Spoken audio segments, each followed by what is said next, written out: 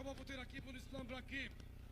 আজকের এই সমাবেশে প্রধান অতিথি হিসেবে উপস্থিত আছেন বিএনপির জাতীয় স্থায়ী কমিটির অন্যতম সদস্য, জাতীয়তাবাদী শ্রমিক দলের সাবেক সাধারণ সম্পাদক জনাব বর্ষিয়ান জননেতা জনাব নজরুল ইসলাম খান।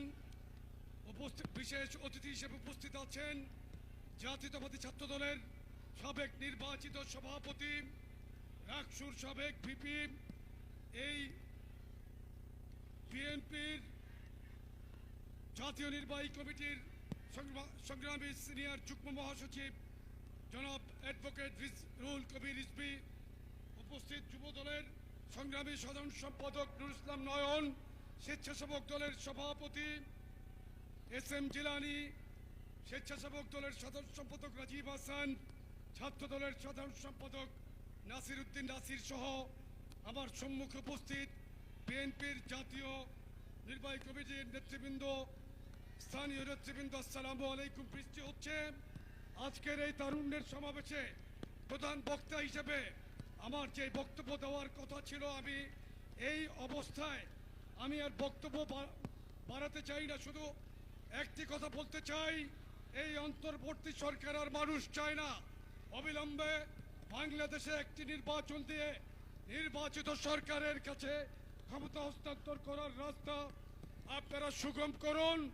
আমরা তারুণ্যকে সাথে নিয়ে বাংলাদেশের রাজনীতিতে তারুণ্যকে প্রাধান্য দিয়ে রাজনীতির মাঠে আমরা থাকব। বিএনপির ভারপ্রাপ্ত চেয়ারম্যান জনাব তারেক রহমান